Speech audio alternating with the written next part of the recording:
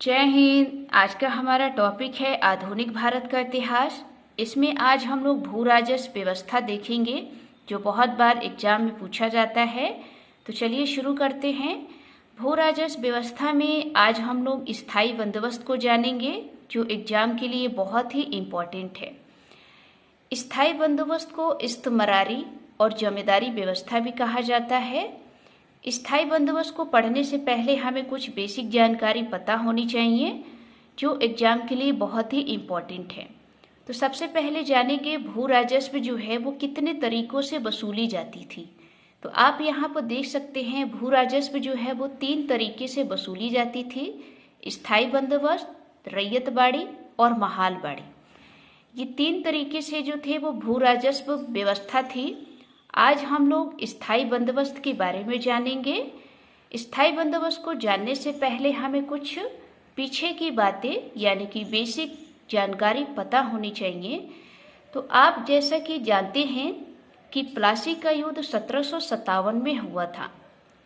जब भारत में अंग्रेज आते हैं तो एक युद्ध होता है प्लासी का युद्ध जो 1757 में होता है। इस युद्ध में अंग्रेजों की जीत होती है और अंग्रेज जो है वो मीर कासिम से 3 जिले प्राप्त करते हैं। क्योंकि दोस्तों युद्ध हमेशा किसी न किसी शर्त पर ही होता है। तो जब प्लासी का युद्ध हुआ और इसमें अंग्रेजों की जीत हुई तो अंग्रेजों ने मीर कासिम जो बंगाल का नवाब था उससे दोस्तों 3 जिले ले लिए। वो 3 जिले कौन कौन से थे आप यहाँ पर देख सकते हैं, बहुत बार एग्जाम में पूछा भी जाता है। वर्धमान, मिदनापुर और चटगांव, ये 3 जिले दोस्तों बंगाल में हैं और इन तीनों जिलों की दीवानी जो थी वो अंग्रेजों को मिल गई। यहीं से 3 जिलों में 1762 से राजस्व वसूली की शुरुआत हो गई और यही राजस्व वसूली जो थी वो इजारेदारी व्यवस्था थी। इजारेदारी व्यवस्था का मतलब होता है ठेके पर दिया हुआ, जिसे हम लोग इजारे कहते हैं।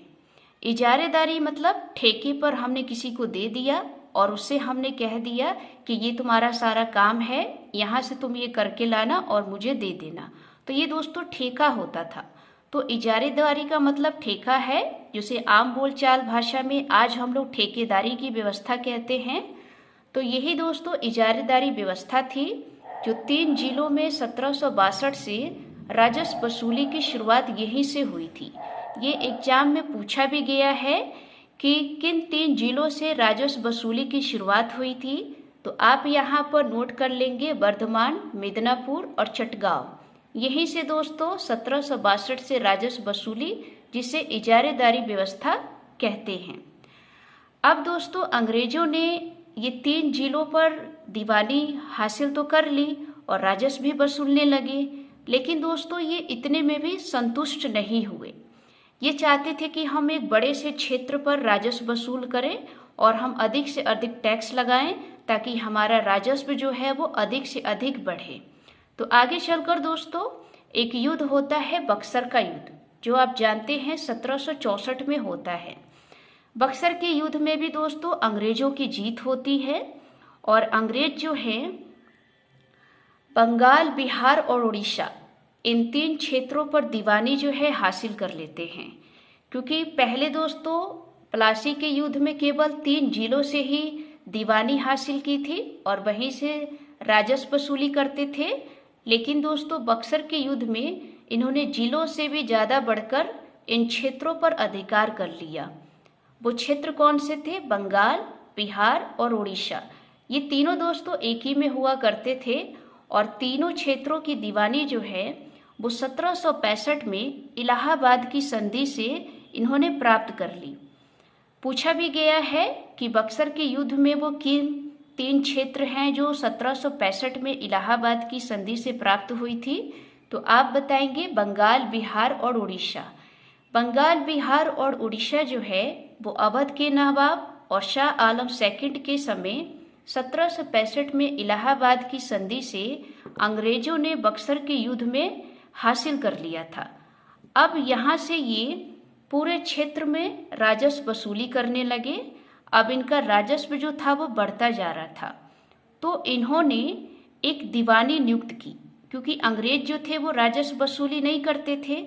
वो चाहते थे कि अब हम लोग एक दीवान नियुक्त करें और उसी को ये सारा काम जो है दे दे, ताकि वो हमें राजस्व वसूल करके समय पर दे दे।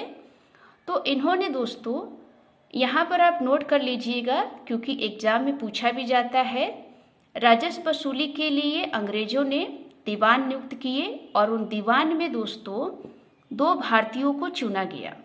ये पूछा भी गया है कि दीवानी नियुक्ति में किन 2 भारतीयों को राजस्व वसूली के लिए चुना गया था। तो वो थे सिताव राय और रजा खां। ये 2 भारतीय थे। ये प्रश्न आया हुआ है, इस चीज को नोट कर लीजिएगा। उसके बाद दोस्तों, बंगाल में जो था, इन पूरे क्षेत्रों पर राजस्व वसूलना शुरुआत हो गई। यहीं पर दोस्तों 1772 में बंगाल का गवर्नर आता है वॉरेन हेस्टिंग। जब ये 1772 में बंगाल का गवर्नर वॉरेन हेस्टिंग आता है तो इसे दोस्तों गवर्नर जनरल बना दिया जाता है। पूछा भी गया है कि बंगाल का गवर्नर कौन था, वॉरेन हेस्टिंग। ये 1772 में आता है। फिर आगे चलकर इसे गवर्नर जनरल बना दिया जाता है। इसे इसलिए बनाया जाता है ताकि ये जो बंगाल है, क्योंकि वहाँ पर राजस्व वसूली का जो स्तर था वो काफ़ी ज़्यादा बढ़ गया था, वहाँ पर संभालने के लिए इसे गवर्नर जनरल बनाया जाता है ताकि ये वहाँ का देख रेख कर सके। इसी के समय दोस्तों 1773 में रेगुलेटिंग एक्ट आता है। जो ये पहला एक्ट होता है, एक्ट का मतलब होता है कानून। ये हम दोस्तों रेगुलेटिंग एक्ट किसी अलग टॉपिक में पढ़ाएंगे, लेकिन हम आपको यहाँ पर इसलिए बता रहे हैं क्योंकि पूछा जाता है एग्जाम में कि रेगुलेटिंग एक्ट किस गवर्नर जनरल के समय आया था, तो वॉरेन हेस्टिंग के समय। तो यहाँ पर आप नोट कर लीजिएगा 1773 में रेगुलेटिंग एक्ट आता है। अब दोस्तों वॉरेन हेस्टिंग जब बंगाल का गवर्नर जनरल बनता है तो ये बहुत सारे काम करता है, क्योंकि जो इजारेदारी व्यवस्था चल रही थी उसमें कुछ सुधार भी करता है, जो सफल भी होता है और असफल भी होता है। तो इसमें आप देखेंगे वॉरेन हेस्टिंग जब आता है तो ये द्वैध शासन को समाप्त कर देता है, क्योंकि द्वैध शासन जो चल रहा था होता है, द्वैध का मतलब होता है 2 तरफ से शासन चलना, तो ये द्वैध शासन को समाप्त कर देता है। उसके बाद ये दीवानी पद को भी समाप्त कर देता है, क्योंकि बक्सर के युद्ध के बाद जब अंग्रेजों ने बंगाल, बिहार, उड़ीसा को जीत लिया था तो उन क्षेत्रों में राजस्व वसूली के लिए इन्होंने दीवानी नियुक्त की थी और दीवानी में 2 भारतीयों को चुना था। लेकिन ये वॉरेन हेस्टिंग जब आता है तो इस दीवानी पद को भी समाप्त कर देता है, जो भारतीयों के लिए बहुत ही नुकसान होता है, क्योंकि एक तो मौका मिलता है बहुत ही मुश्किल से, लेकिन वॉरेन हेस्टिंग आते ही दीवानी पद को समाप्त कर देता है और उसके स्थान पर ये राजस्व बोर्ड की स्थापना करता है। राजस्व बोर्ड का मतलब होता है कि एक राजस्व को वसूलने के लिए बोर्ड बनाया गया और उसमें दोस्तों अंग्रेज ही मतलब बने थे जो राजस्व को वसूल करेंगे। तो वॉरेन हेस्टिंग ने आपने देखा कि इसने द्वैध शासन को समाप्त किया, दीवानी पद समाप्त कर दिया, राजस्व पोस्ट की स्थापना करी। बाद में ये आगे चलकर 5 वर्षीय प्रणाली विकसित की जो इजारेदारी व्यवस्था के लिए की। वॉरेन हेस्टिंग ने कहा कि हम इजारेदारी व्यवस्था के लिए 5 वर्षीय सिस्टम लागू करेंगे, यानी कि जो इजारेदारी व्यवस्था है उसमें हम लोग 5-5 वर्ष का जो सिस्टम है उसे लागू करेंगे। 5-5 वर्ष के लिए इस व्यवस्था को बनाएंगे और ये व्यवस्था जो थी वो 1972 में वॉरेन हेस्टिंग ने बनाई थी 5 वर्ष के लिए। फिर आगे चलकर दोस्तों ये व्यवस्था जो थी वो 5 वर्षीय व्यवस्था ये असफल रही, ये कामयाब नहीं हो पाई। तो फिर ये दोस्तों 1777 से 1 वर्षीय प्रणाली विकसित करता है, जो ये भी दोस्तों इजारेदारी व्यवस्था के लिए ही थी, क्योंकि 5 वर्षीय प्रणाली जो थी वो असफल रही। फिर ये 1777 से 1 वर्षीय प्रणाली करता है, 1-1 वर्ष के लिए इजारेदारी व्यवस्था को लागू कर दिया गया कि इजारेदारी व्यवस्था जो है वो 1 वर्ष के लिए होगी, आप 1 वर्ष में इतना इतना आप हमें करके देंगे। तो आपने देखा कि बंगाल का गवर्नर जनरल वॉरेन हेस्टिंग ने क्या क्या किया, द्वैध शासन को समाप्त किया, दीवानी पद को समाप्त करता है, राजस्व पोस्ट की स्थापना करता है, पंचवर्षीय प्राणी विकसित इजारेदारी 1972 में ये लागू करता है और 1777 से 1 वर्षीय प्राणी भी विकसित करता है। तो ये दोस्तों वॉरेन हेस्टिंग की थी। वॉरेन हेस्टिंग के बाद ही एक एक्ट आता है, पिट्स इंडिया एक्ट। जब पिट्स इंडिया एक्ट आता है तो वॉरेन हेस्टिंग जो है वो इस्तीफा दे देता है, वो यहाँ से चला जाता है। इसके बाद अगले जो गवर्नर होते हैं कोई और बनता है, फिर उस गवर्नर के बाद एक गवर्नर बनता है लॉर्ड कॉर्नवालिस, जो 1786 में आता है। 1786 में जो लॉर्ड कॉर्नवालिस जो है ये गवर्नर जनरल बनता है और भारत आता है, जिसे दोस्तों स्थायी बंदोबस्त का जनक कहा जाता है। यहीं से दोस्तों ये स्थायी बंदोबस्त की शुरुआत होती है, क्योंकि इजारेदारी व्यवस्था जो है खत्म हो जाती है और लॉर्ड कॉर्नवालिस जब आता है तो यहाँ से स्थायी बंदोबस्त की शुरुआत होती है। तो आइए जरा देखते हैं स्थायी बंदोबस्त के बारे में।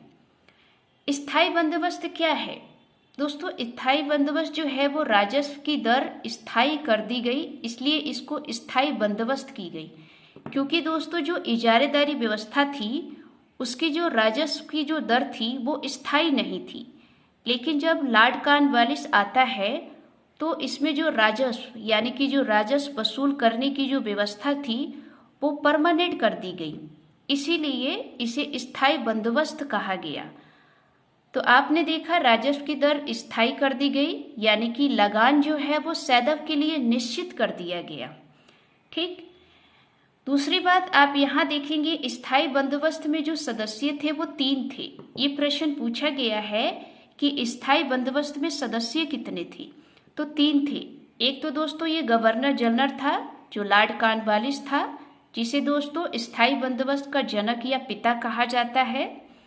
दूसरे दोस्तों राजस्व बोर्ड का हेड, यानी कि जो राजस्व बोर्ड की स्थापना हुई थी जो वॉरेन हेस्टिंग ने किया था, उसमें जो हेड था यानी कि अध्यक्ष था वो था जॉन सॉर।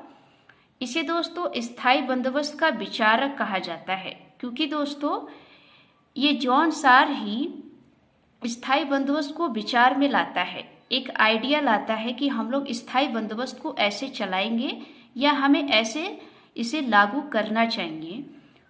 और तीसरे थे दोस्तों जेम्स ग्रांट।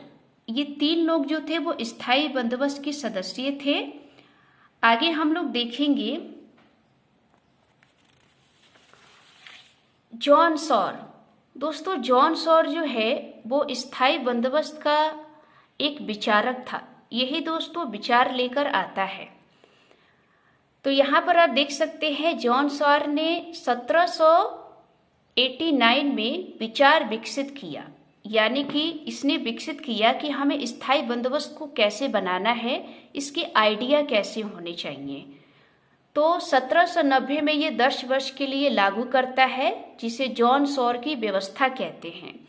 क्योंकि इसे दोस्तों पूरी तरीके से लागू नहीं की गई थी, क्योंकि जो लॉर्ड कॉर्नवालिस था वो पहले देखना चाहता था कि ये जो तुम्हारा आइडिया है, यानी कि जॉन सॉर का जो आइडिया है स्थायी बंदोबस्त के बारे में, वो आगे चलकर सफल होती है या नहीं, उसे वो देखना चाहता था। तो ये दोस्तों 1790 में 10 वर्ष के लिए इसे लागू किया गया, जिसे जॉन सॉर की व्यवस्था कही जाती है। तो 10 वर्ष के लिए जब लागू किया गया था तो ये व्यवस्था जो थी वो क्या हो गई, सफल हो गई। जब सफल हो गई तो 1793 में स्थायी बंदोबस्त लागू कर दी गई, जो लॉर्ड कॉर्नवालिस ने इसे स्थायी बंदोबस्त के रूप में परिवर्तन कर दिया। क्योंकि लाया कौन था, जॉन सॉर, और ये इसका विचार था कि हम लोग ऐसे बनाएंगे। तो इसने 1790 में 10 वर्ष के लिए लागू किया। तो जब लागू किया तो इन्होंने देखा कि ये जो है सफल हो रही है, तभी आगे चलकर जो गवर्नर जनरल था लॉर्ड कॉर्नवालिस, उसने 1793 में इसे स्थायी बंदोबस्त के रूप में परिवर्तन कर दिया। जब ये परिवर्तन किया तो स्थानों पर भी लागू किया। वो स्थान कौन कौन से हैं, बंगाल, वाराणसी और उत्तरी कर्नाटक। यहाँ पर दोस्तों स्थायी बंदोबस्त को लागू किया गया। पूछा भी गया है कि स्थायी बंदोबस्त को कहाँ कहाँ पर लागू किया गया, तो यहाँ पर ध्यान रखेंगे बंगाल, वाराणसी, वाराणसी दोस्तों ये अवध के क्षेत्र में आता है, पूरे अवध में नहीं था। अवध में एक स्थान है वाराणसी, वहां पर स्थायी बंदोबस्त को लागू किया गया, और एक है उत्तरी कर्नाटक। तो ये 3 स्थानों पर स्थायी बंदोबस्त को लागू किया गया। दूसरी बात आप देखेंगे, जब 1793 में स्थायी बंदोबस्त को लागू किया गया तो ये कितने क्षेत्र पर था, ये पूछा गया है कि कितने क्षेत्र प्रतिशत पर भूभाग था। तो आप देखेंगे 19%। 19% भूभाग पर स्थायी बंदोबस्त को लागू किया गया, जो ये ब्रिटिश भारत का था। ठीक, इस चीज को नोट कर लीजिएगा, पूछा भी जाता है कि स्थायी बंदोबस्त को कितने भूभाग पर मतलब लागू किया गया था, तो आप बताएंगे 19% भूभाग पर। अब देखेंगे प्रणाली, यानी कि स्थायी व्यवस्था को लागू करने की क्या क्या प्रणाली थी, इसकी व्यवस्था कैसी थी। स्थायी व्यवस्था में आप देखेंगे कि राजस्व कर जो थे वो स्थायी कर दी गई, इसीलिए इसे स्थायी बंदोबस्त कहा गया। राजस्व वसूली का अधिकार जो है वो जमींदारों को दे दिया गया। ये पूछा भी गया है कि स्थायी बंदोबस्त में राजस्व वसूली का अधिकार किसके पास था, तो आप बताएंगे जमींदार के पास, या बिचौलिया भी कहा जाता है। बिचौलिया या जमींदार के पास राजस्व वसूली का अधिकार था। तीसरी बात आप देखेंगे जमीन का मालिक। दोस्तों जमीन का मालिक जो था वो जमींदार के पास रहेगा, यानी कि जमीन का जो मालिक होगा वो जमींदार के पास होगा। इसमें इस व्यवस्था को कह दिया गया। फिर आप देखेंगे सूर्यास्त का नियम, जिसे दोस्तों सनसाट लॉ कहा जाता है, इसे दोस्तों 1975 में लागू किया गया। स्थायी बंदोबस्त में दोस्तों कर वसूली जो थी वो 1/11 थी, यानी कि 10/11 भाग कह सकते हैं कि 11 में से 10 भाग जो है वो अंग्रेजों को यानी कि ईस्ट इंडिया कंपनी को देनी थी, और 1 भाग जो था वो जमींदार लेता था।